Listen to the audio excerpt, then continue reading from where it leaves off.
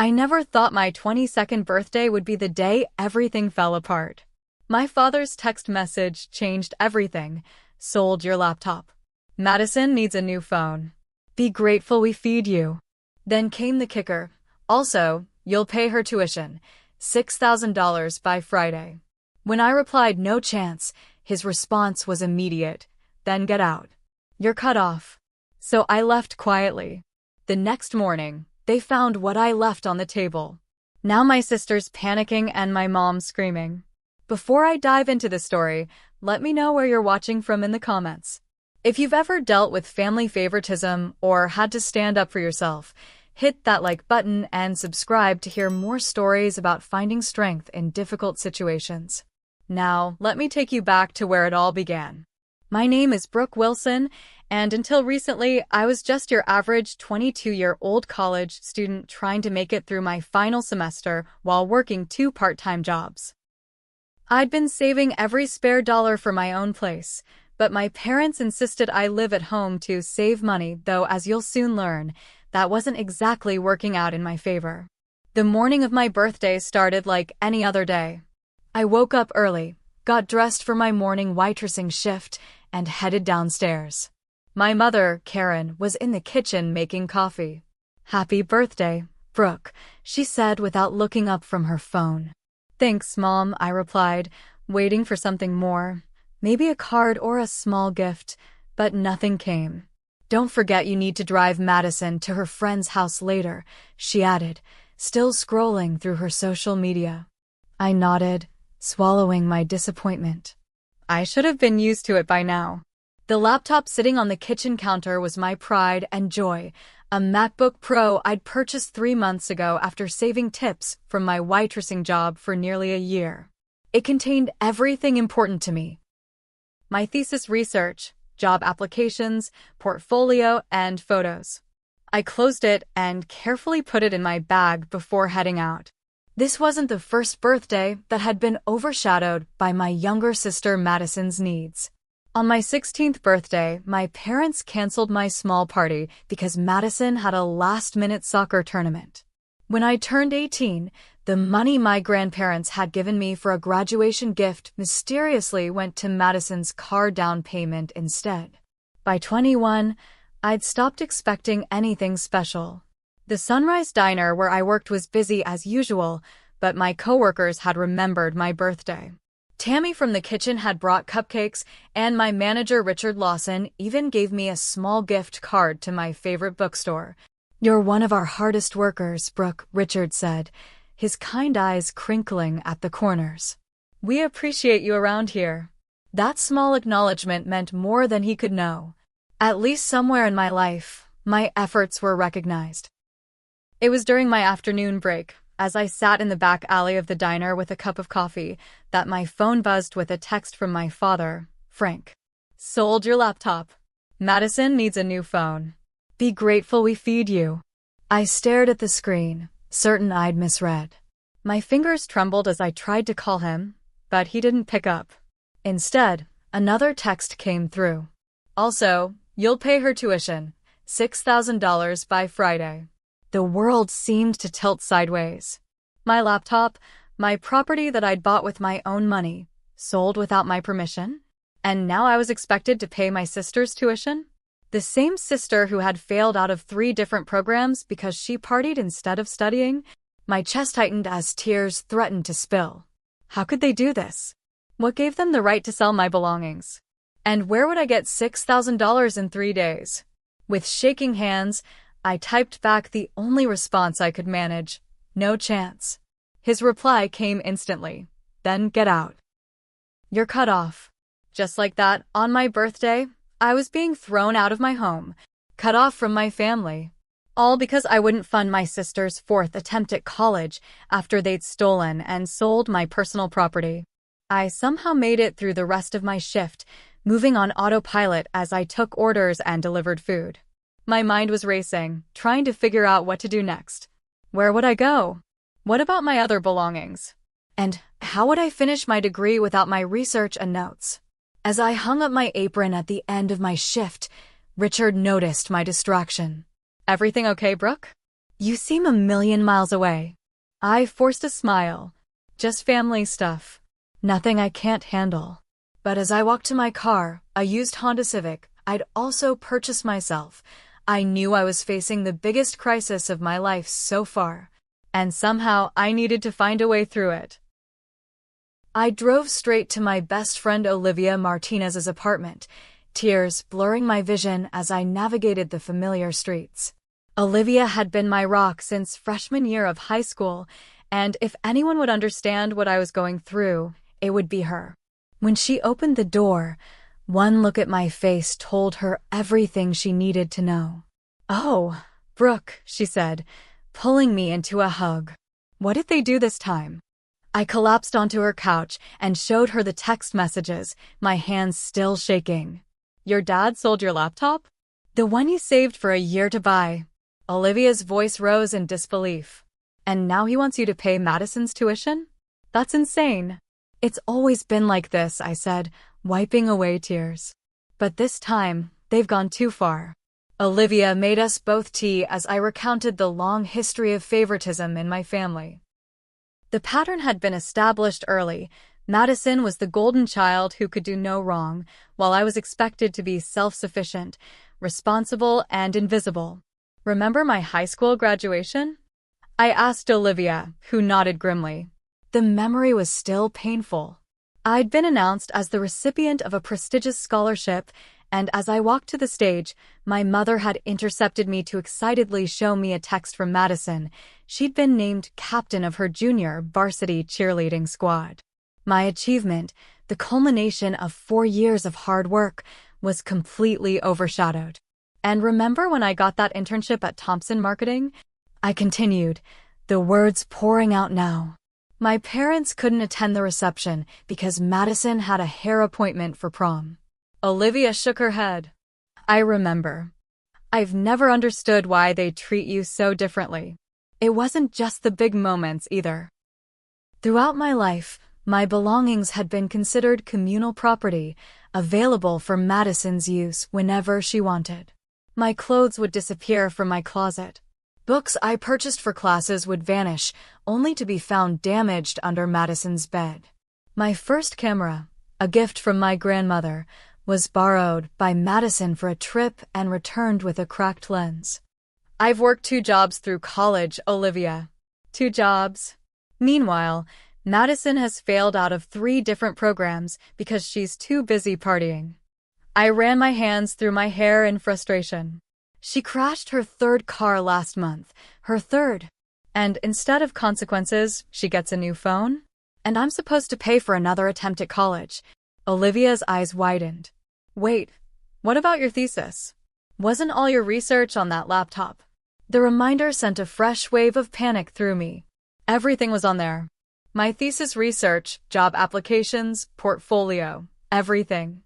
I buried my face in my hands. "For years of work, gone.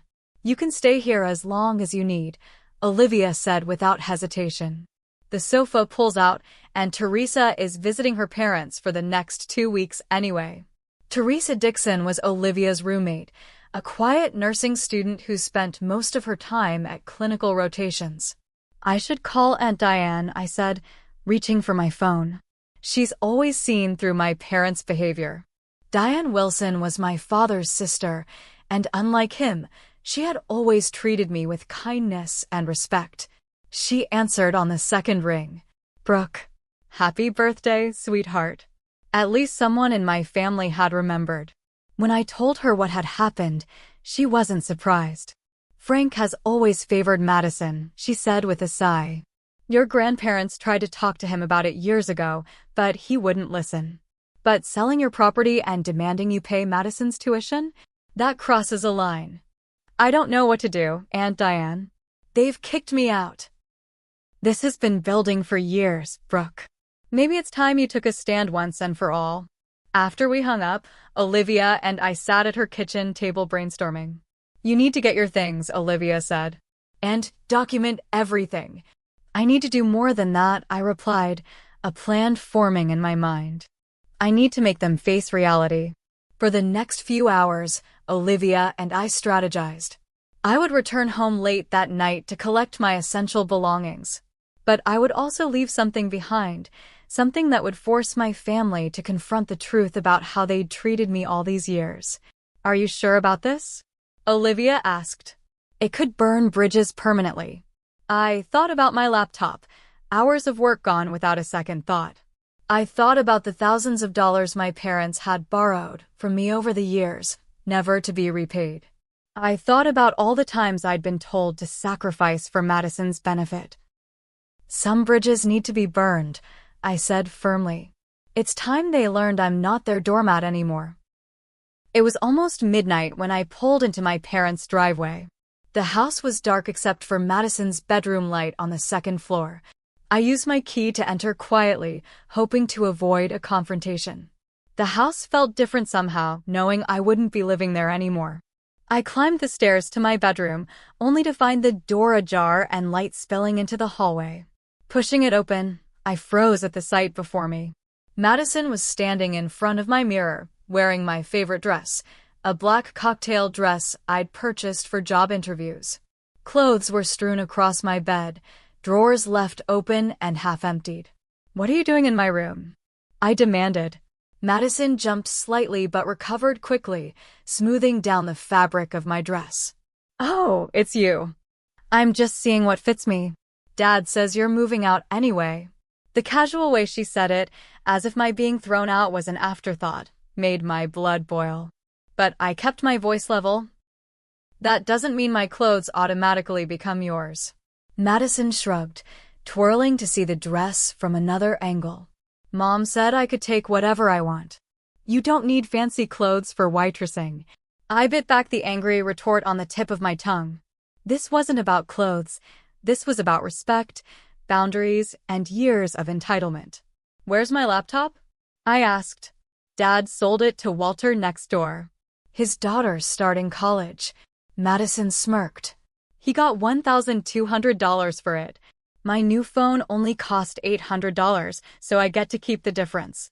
My $2,000 laptop sold for $1,200, so Madison could have spending money on top of a new phone? I felt sick. Did it occur to anyone that the laptop wasn't Dad's to sell? Madison rolled her eyes. "Don't be so dramatic. It's just a laptop. Besides, you still live here rent-free." "Not anymore," I said, pulling my suitcase from under the bed. "And I've never lived here rent-free." While Madison continued trying on my clothes, making disparaging comments about my style, I methodically packed what I could. Clothes, toiletries, important documents, and the few sentimental items I couldn't bear to leave behind. All the while, Madison watched with detached curiosity, as if my life falling apart was a mildly interesting TV show. "So are you really going to pay my tuition?" she asked casually. "No. Dad's going to be so mad," she said, almost gleefully. "He already promised the university he'd pay by Friday." This was news to me. If Dad promised to pay, why is he telling me to do it? Madison shrugged. "He said something about teaching you responsibility. Also, I think they're having money problems. Mom had to return some stuff she bought last week." Interesting. I filed that information away as I continued packing. When Madison finally left, wearing my dress and taking several other items with her, I moved quickly. From beneath a loose floorboard under my desk, I retrieved my emergency fund, $3,000 in cash that I'd been saving for years. My parents had a habit of borrowing from my bank account, so I'd learned to keep cash hidden. Next, I went to my closet and pulled out a box of records I'd been keeping for years. Bank statements showing withdrawals I hadn't made. Notes detailing loans my parents had taken. Copies of bills I'd paid for the household. It was all there, a paper trail of financial abuse dating back to my first job at 16. I worked methodically through the night, organizing documents and making copies of everything. At 2 a.m., I drove to a 24-hour copy shop to print final copies and compile a folder. When I returned home, the house was completely quiet. I made one last sweep of my room, then carried my suitcase and bags to the car. Before leaving, I placed the folder I'd prepared prominently on the kitchen table where it would be seen first thing in the morning. On top of the folder, I left a simple note, the truth about who's been supporting whom. No more. As I backed out of the driveway for the last time, I felt a strange mix of emotions: grief for the family support I'd never truly had, fear of the uncertain future ahead, but also an unexpected sense of liberation. For the first time in my life, I was taking control of my own story. I glanced at the dashboard clock, 4:17 a.m. In a few hours, my family would wake up and discover what I'd left behind. By then, I would be safely at Olivia's, beginning my new life. Whatever happened next, I knew one thing for certain: I would never again allow myself to be exploited by the people who should have protected me most. The folder I left on the kitchen table contained years of meticulously documented financial records, my parting gift to a family that had taken me for granted for far too long. The first section contained bank statements highlighting every unauthorized withdrawal my father had made from my account over the past 6 years. Each one was dated and annotated with what I'd been told the money was for: house emergency, helping with bills, just until payday. The total came to $8,347, money I'd earned working evenings and weekends while maintaining a full course load. Next came a comprehensive breakdown of household expenses I'd covered since turning 18. Utility bills, grocery receipts, home repairs, all with my name on them. These documents showed that I had been paying approximately 70% of the household bills for the past 3 years, despite being a full-time student. The monthly average came to $1,450, far more than what would have been fair for a single room in a shared house. The third section detailed all the loans my parents had taken from me, money for everything from Madison's dance lessons to my mother's dental work to my father's car repairs. None of these loans had ever been repaid, despite repeated promises.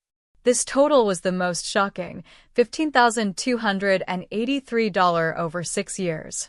Section 4 contained what had prompted my investigation in the first place: documentation regarding the college fund my grandparents had established for me. When I turned 18, I'd been told the money was gone due to market fluctuations.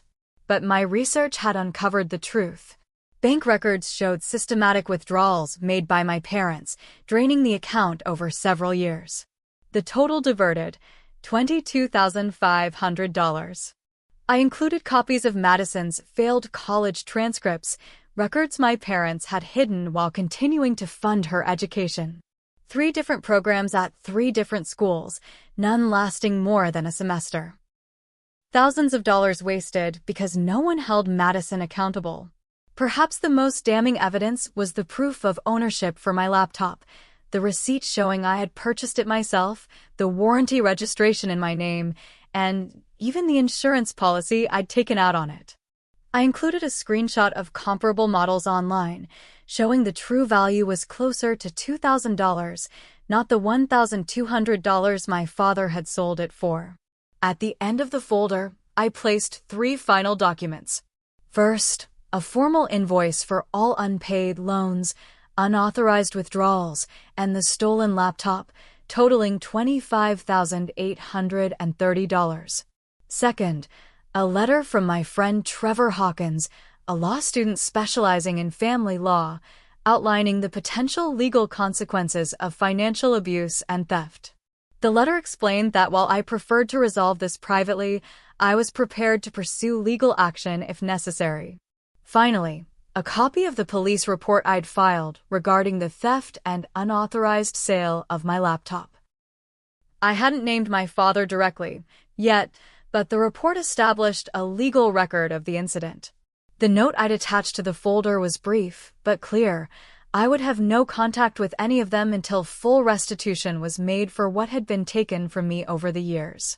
What I couldn't document in that folder was the emotional cost of years of being treated as less than. The birthdays overlooked, the achievements ignored, the constant message that Madison's wants were more important than my needs. But I hoped that the financial reality would shock them into recognizing the broader pattern of how they'd treated me. As I settled onto Olivia's pull-out couch that morning, physically and emotionally exhausted, I wondered how long it would take for my family to discover the folder. Would they dismiss it immediately? Would they recognize the truth in those pages? Or would they twist it somehow to make themselves the victims? Whatever their reaction, I knew I'd done the right thing. For too long, I'd enabled their behavior by remaining silent. The folder represented my voice, clear, documented, and impossible to ignore. I turned off my phone, knowing the barrage of messages would start soon. For now, I needed sleep. Tomorrow would be soon enough to deal with the fallout of my family finally facing the truth. I managed 3 hours of sleep before being jolted awake by the persistent vibration of my phone. Bleary-eyed, I checked the screen. 27 missed calls, 43 text messages, and 5 voicemails. They found the folder, I murmured to Olivia, who was making coffee in her tiny kitchen. That didn't take long, she replied, bringing me a steaming mug. Are you ready for this? I took a deep breath. As ready as I'll ever be. The first text was from Madison, sent at 7:14 a.m. What did you do? Mom and Dad are freaking out. A series of increasingly frantic messages followed. Dad's face is purple. Mom's crying. They're saying you're suing us? Are you insane? Call home right now. My mother's voicemails started angry, but quickly shifted to panic. Brooke Elizabeth Wilson, you come home this instant and explain yourself. How dare you leave such slanderous documentation? Then, Brooke, please, we need to discuss this as a family. Your father is very upset. There are explanations for everything in that folder. And finally, sweetheart, please call us back. We can work this out. We love you. My father's messages were more direct. You ungrateful child. After everything we've done for you. This is a gross misrepresentation and you know it. If you pursue this ridiculous vendetta, you'll regret it. But as the morning progressed, his tone changed too. Brooke, let's talk about this reasonably. We can come to an arrangement about the laptop. Call me. Now. The most surprising call came from my grandmother Eleanor, my father's mother. She rarely involved herself in family disputes, preferring to maintain peace. But her message was anything but peaceful. Brooke, it's Grandma Eleanor. I've just spoken to your father and I don't even have words. I had no idea things had gotten so bad. Your grandfather and I are coming to town tomorrow. Do not respond to your parents until we've had a chance to speak with you. Call me when you get this. Wow, Olivia said after I played her the message. Grandma Eleanor sounds furious. She's never taken sides before, I said, surprised. She always tries to smooth things over. Maybe she can't smooth this over, Olivia suggested. Maybe this time it's too big to ignore. I turned off my phone again, needing space from the emotional bombardment. There would be time to respond later, but first, I needed to focus on rebuilding. My manager Richard called Olivia's landline, concerned when I didn't show up for my shift. I'm so sorry, I began, but he cut me off. Olivia explained what happened. Take today off, but I can offer you extra shifts starting tomorrow if you need the money. And I can give you an advance on your pay. His kindness brought tears to my eyes. Thank you, Richard. I'll be there tomorrow. That afternoon, a small group of friends gathered at Olivia's apartment, bringing support in practical forms. Jessica Chun brought her spare laptop for me to use. Nathan Tucker, a computer science major, offered to help recover any cloud backups of my work. Melissa Gardner arrived with groceries and home-cooked meals for the freezer. We've got your back, Melissa said, hugging me tightly. Whatever you need. It was overwhelming to realize how many people cared about me, truly cared, when my own family had failed so consistently. Around 5 p.m., Aunt Diane arrived, her expression grim but determined. I went to your parents' house, she said without preamble. It's chaos. Your father is raging, your mother is calling everyone looking for money, and Madison is having what can only be described as an identity crisis. What do you mean? I asked. Apparently, Finding out your parents have been lying about finances for years can be quite destabilizing, Diane said dryly. But that's not why I'm here. I have information you need to know. She pulled out a folder of her own and placed it on Olivia's coffee table. Madison's tuition was paid weeks ago, she said. By the trust fund your grandfather set up for both of you girls. I stared at her. What trust fund? Exactly. Diane's expression was pained.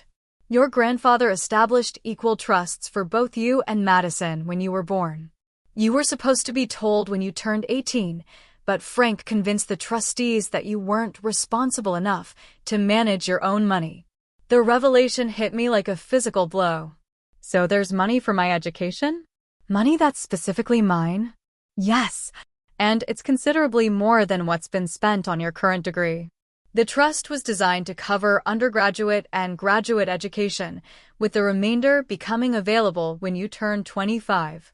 But my father told me I needed student loans, I said, trying to process this new information. I've been working 2 jobs to avoid debt.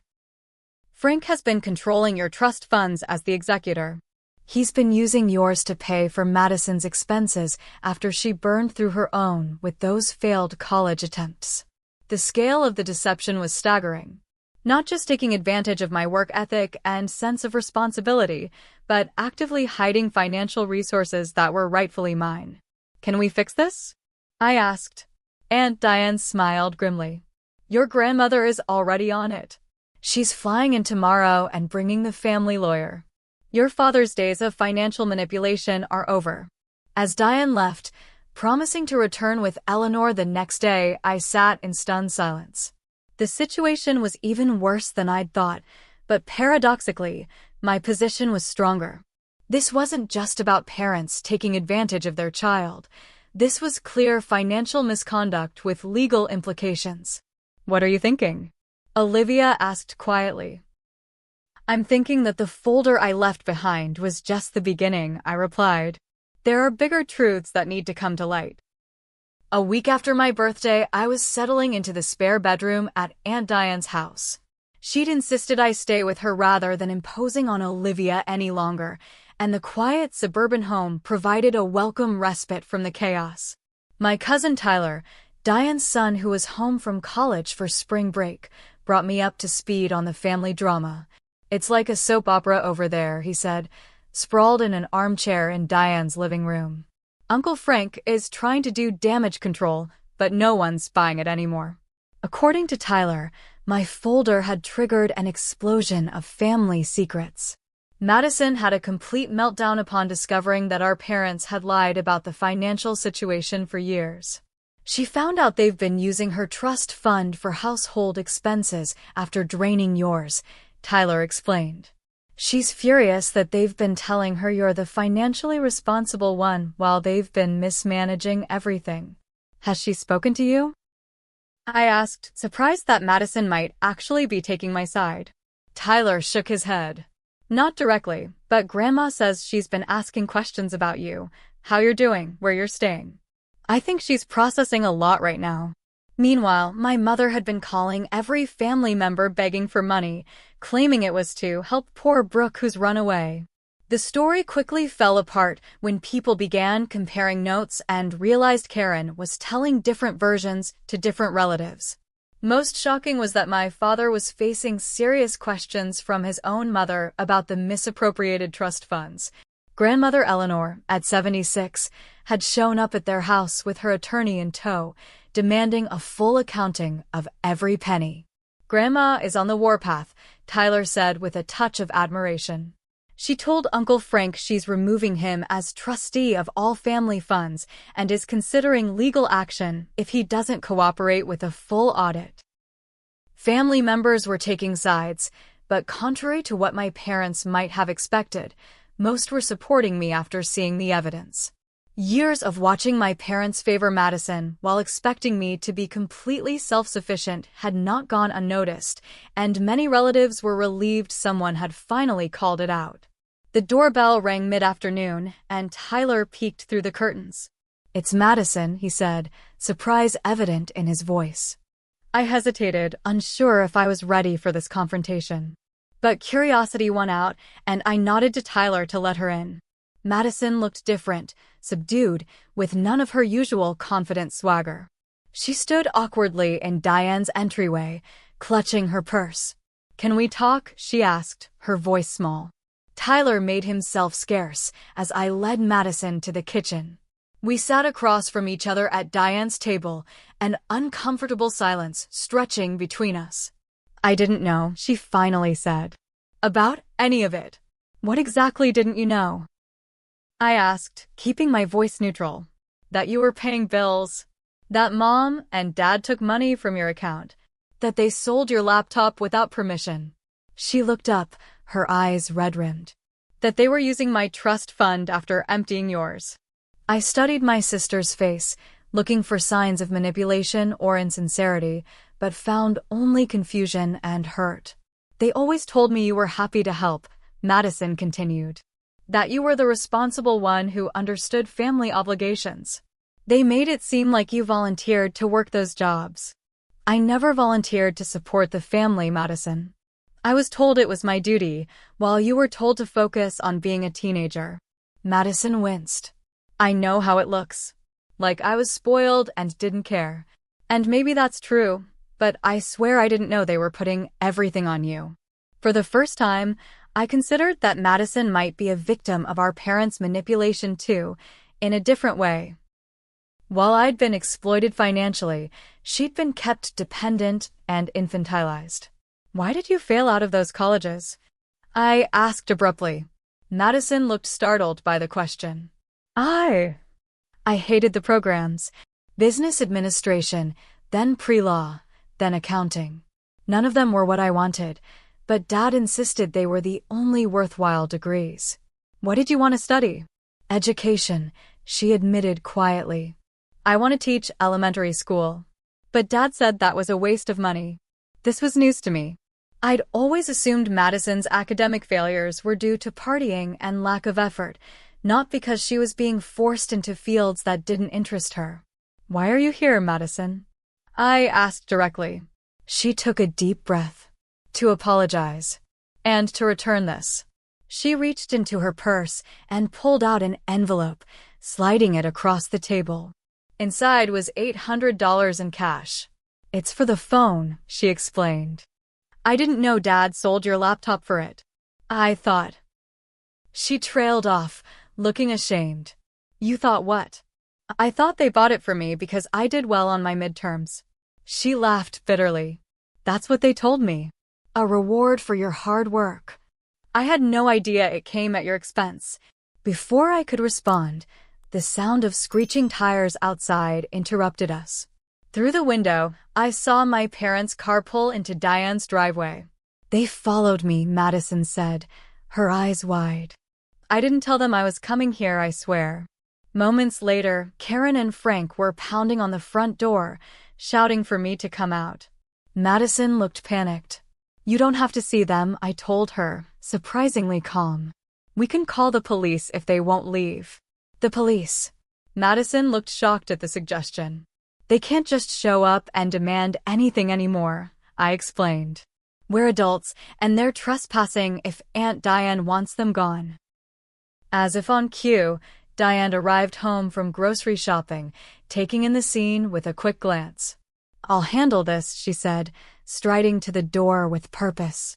I couldn't hear the exact words exchanged, but Diane's tone was firm and unyielding. When my father's voice rose in anger, Diane responded by pulling out her phone and visibly dialing. 5 minutes later, a police car pulled up. The officer spoke briefly with my parents, who eventually returned to their car and left, but not before my father shouted toward the house. "This isn't over, Brooke." What he didn't know was that he was right, but not in the way he meant. As they drove away, a car pulled up behind them, and a man in a suit emerged, carrying a briefcase. "That's Grandma's lawyer," Madison whispered. The man approached the house and handed Diane an envelope. "Legal papers," he explained. "For Brooke Wilson." Inside was an official notice of an emergency hearing regarding the trust funds, scheduled for the following week. My presence was requested, as was my parents'. The family fallout was reaching its climax, and there would be no going back to the way things were before. But as I watched Madison staring at the legal papers with a strange mixture of fear and relief, I wondered if perhaps that was for the best. The week following the confrontation at Aunt Diane's house was a blur of activity as I focused on rebuilding my life piece by piece. My first priority was securing my financial future, which led me to a meeting with Samantha Powell, a financial advisor recommended by grandmother Eleanor. "Your situation is unfortunately more common than you might think," Samantha said as she reviewed my documents in her downtown office. "Family financial exploitation often goes unreported because of the emotional complications involved." With her guidance, I opened new accounts at a different bank, established security measures to prevent unauthorized access, and began the process of documenting the financial abuse for potential legal proceedings. "The trust fund situation will be handled separately through the courts," Samantha explained. "But we need to protect what you have now and what you earn going forward." My next step was finding a new job that could better support me while I completed my degree. Through Richard's connection, I secured an interview at Callahan Marketing Group, a prestigious firm downtown. I was nervous walking into the sleek office building, aware that I was wearing borrowed clothes and carrying a resume hastily reprinted at the library. But the interviewer, Allison Mercer, seemed more interested in my story than my appearance. "Tell me about a challenge you've overcome," she asked. Taking a deep breath, I gave her a measured version of recent events, not dwelling on the family drama, but emphasizing my resilience and problem-solving abilities. "So you maintained a 3.8 GPA while working 2 jobs and essentially supporting your family," Allison summarized, looking impressed. "And now you're rebuilding from scratch." "Yes," I replied simply. "I've learned a lot about what I'm capable of." "That's exactly the kind of determination we value here," she said, smiling. "We have an opening for a part-time marketing assistant that could transition to full-time after graduation. The hours are flexible around your classes." The salary she mentioned was nearly double what I made at the diner, with fewer hours. I accepted on the spot. With my immediate financial concerns addressed, I turned to the emotional work of processing what had happened. Dr. Vanessa Torres, a therapist specializing in family dynamics, helped me understand the patterns that had shaped our family for decades. "What you're describing is a classic golden child/scapegoat dynamic," she explained during our first session. "Your sister was idealized while you were expected to be the responsible one who sacrificed for the family." "But why?" I asked, the question that had haunted me for years. "Why treat us so differently?" "These patterns often reflect the parents' own unresolved issues," Dr. Torres said. "It's rarely about the children themselves. Your parents created roles for you and Madison that served their needs, not yours." Understanding the pattern didn't immediately heal the hurt, but it helped me see that the problem had never been my inadequacy, it was my parents' dysfunction. Surprisingly, Madison became an unexpected ally in my healing process. She began visiting regularly, each time revealing more family secrets that helped complete the puzzle of our upbringing. "Did you know Mom and Dad have been in debt for years?" she told me during one visit. "Dad made some bad investments, and they've been using our trust funds to cover it up." "That explains why they were always borrowing from me," I said, the pieces falling into place. "And get this," Madison continued, leaning forward conspiratorially. "They've been playing us against each other on purpose. I found emails where they discussed how to keep us from comparing notes about money." The revelation was both shocking and strangely validating.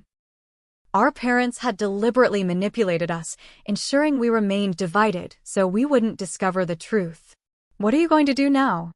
I asked Madison, curious about her plans. "I'm reapplying to college," she said with new determination. "For elementary education, like I always wanted."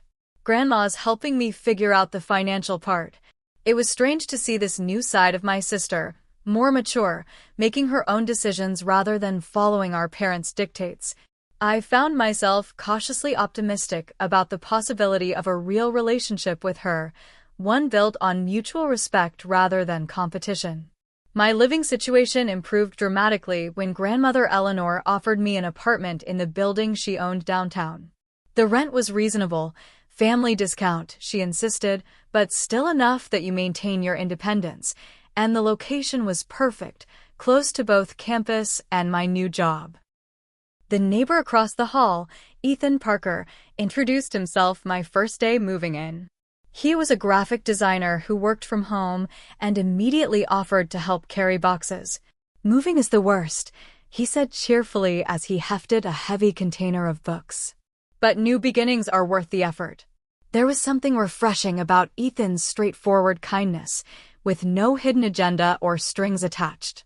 We exchanged numbers in case you need anything, which somehow evolved into texting about favorite books and local restaurants worth trying.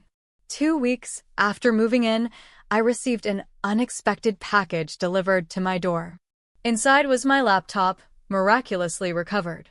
A note from grandmother Eleanor explained, "Walter next door felt terrible when he learned the circumstances. I reimbursed him, and he was kind enough to get this back to you." Some good people still exist in this world. When I powered it on, I discovered that most of my data was intact. The sense of relief was overwhelming. My thesis research, photos, and job portfolio all recovered. It felt symbolic somehow, like recovering pieces of myself that had been taken. With my laptop returned, I was able to meet with my thesis advisor, Dr. Ingrid Hoffman, to explain the situation and request an extension. "Family crises happen," she said sympathetically after hearing a summarized version of events. "We can extend your deadline by 1 month, which should give you time to get back on track." As pieces of my life fell back into place, I organized a small dinner gathering in my new apartment, my first time hosting in my own space. Olivia, Aunt Diane, grandmother Eleanor, Madison, and even Ethan joined me for a simple meal of pasta and salad. Looking around the table at these people who had supported me through the darkest time of my life, I felt a surge of gratitude. My parents weren't present, but for the first time, that absence felt like a relief rather than a loss. "I'd like to make a toast," grandmother Eleanor said, raising her glass. "To Brooke, who had the courage to stand up for herself and the strength to rebuild. And to new beginnings for our whole family." As we clinked glasses, I realized that while my birthday had marked the end of one chapter of my life, it had also been the beginning of something far better, a life built on truth, mutual respect, and genuine support. "To new beginnings," I echoed, feeling truly hopeful for the first time in years. "Make a wish," Olivia called as I stood before the birthday cake, 23 candles flickering in my cozy apartment. 1 year had passed since the birthday that changed everything. As I looked around at the smiling faces surrounding me, Olivia, Aunt Diane, grandmother Eleanor, Madison, Ethan, and several new friends from work, I marveled at how much had changed. I closed my eyes, took a deep breath, and blew out the candles to enthusiastic applause. "What did you wish for?" Madison asked, now sporting a short pixie cut that symbolized her own transformation over the past year. "Can't tell or it won't come true," I replied with a smile. The truth was, I hadn't wished for anything specific. For the first time in my life, I felt content with what I had. The past year had been challenging but transformative. I had successfully defended my thesis, graduating with honors despite the setbacks. Callahan Marketing had immediately offered me a full-time position with benefits and growth potential. And most importantly, I had built a support network of people who genuinely cared about my well-being. Speech called out Richard, my former manager who had become a good friend. He had recently promoted Tammy to assistant manager, and they both had been instrumental in helping me navigate the early days of independence. I laughed but obliged, raising my glass. A year ago, I never could have imagined standing here, surrounded by so much love and support. Thank you all for being part of this journey. I'm especially grateful for second chances and new beginnings. My gaze lingered on Madison, who smiled back with genuine warmth. Our relationship had undergone the most surprising transformation of all. After years of competition manufactured by our parents, we were slowly building a real sisterhood. Madison had enrolled in the education program at the state university and was thriving. She lived in a dormitory on campus, her first true independence, and had discovered she actually enjoyed studying when pursuing something she was passionate about. 2 months ago, on my birthday, she had presented me with a check for $6,000, symbolic of the tuition our father had demanded I pay. "I can't take this," I had protested. "It's not from our parents," she explained. "It's from me. I've been working as a teaching assistant and saving everything. I know it doesn't make up for years of inequality, but it's a start." The gesture had moved me deeply, not for the money itself, but for what it represented, Madison's acknowledgement and effort to make amends. The legal proceedings against our parents had concluded 6 months earlier with a settlement agreement. The details were confidential, but the outcome ensured the remaining trust funds were secured and placed under new management. My parents were required to repay significant sums and attend financial counseling. Karen had made several attempts at reconciliation, sending cards and leaving tearful voicemails. "I miss my girls," she would say. "We're still family." But her attempts always lacked true accountability, framing the situation as a misunderstanding rather than years of systematic exploitation. Frank remained defiant, maintaining that everything he had done was for the family and that I was the one who had betrayed them by airing dirty laundry. He refused to participate in any suggested family therapy and continued to blame me for the family's fracture. I had established clear boundaries. I would consider rebuilding a relationship only after genuine acknowledgement of the harm done and demonstrated change. So far, neither condition had been met. Grandmother Eleanor had become a central figure in my life, calling weekly and visiting monthly. She had taken both Madison and me under her wing, sharing wisdom and stories about our family history that our parents had never told us. "Your grandfather would be so proud of you both," she often said. "Standing on your own 2 feet, making your own paths." As the birthday celebration continued, Ethan caught my eye from across the room and smiled. What had begun as neighborly kindness had gradually evolved into something more.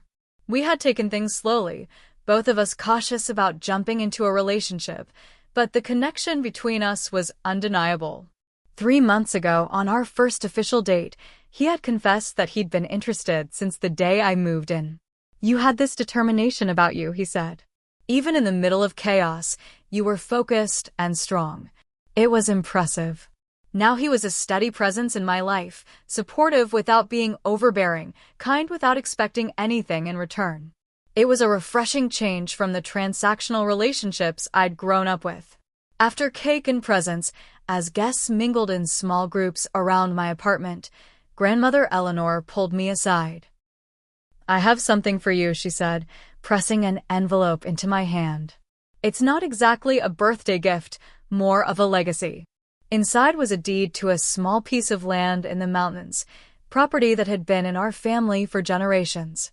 "Your grandfather always intended for you to have this," she explained. "He saw something in you, a resilience, a connection to the land. The cabin needs work, but it could be a retreat, a place that's truly yours." Tears welled in my eyes as I hugged her tightly. "Thank you," I whispered, "for everything." As the evening wound down and guests began to leave, Madison lingered, helping me clean up. "Do you ever wonder what would have happened if Dad hadn't sent that text last year?" she asked, collecting empty plates. I considered the question. I probably would have continued the pattern, honestly. Giving and giving until there was nothing left. "I'm sorry it took something so extreme to change things," Madison said quietly. "I'm not," I replied, surprising myself with the realization. Sometimes you need a clean break to build something better. After everyone had left, I stood on my small balcony, looking out at the city lights. The past year had taught me painful but necessary lessons about setting boundaries, about recognizing my own worth, about choosing my family rather than accepting the one I was born into. I thought about the birthday wish I hadn't made. The truth was, I didn't need to wish for anything. I had already received the greatest gift, the freedom to create my own life, on my own terms, surrounded by people who valued me for who I was, not what I could give them. As I turned to go inside, my phone pinged with a message from Ethan. Happy birthday again. Dinner tomorrow? I smiled as I typed my reply. Absolutely. My turn to cook. Some might see my story as one of loss, the loss of my original family unit, the loss of the parents I wished I had. But I saw it differently. That fateful birthday text had actually given me something precious, the chance to rebuild my life with a foundation of truth, respect, and genuine love. And for that, paradoxically, I was grateful. What would you have done in Brooke's situation? Would you have left quietly or confronted your family directly? Share your thoughts in the comments. If you've ever had to set boundaries with difficult family members, give this video a like and subscribe for more stories about overcoming challenges and building a better life. Thank you for watching, and remember, sometimes the hardest choices lead to the most beautiful beginnings.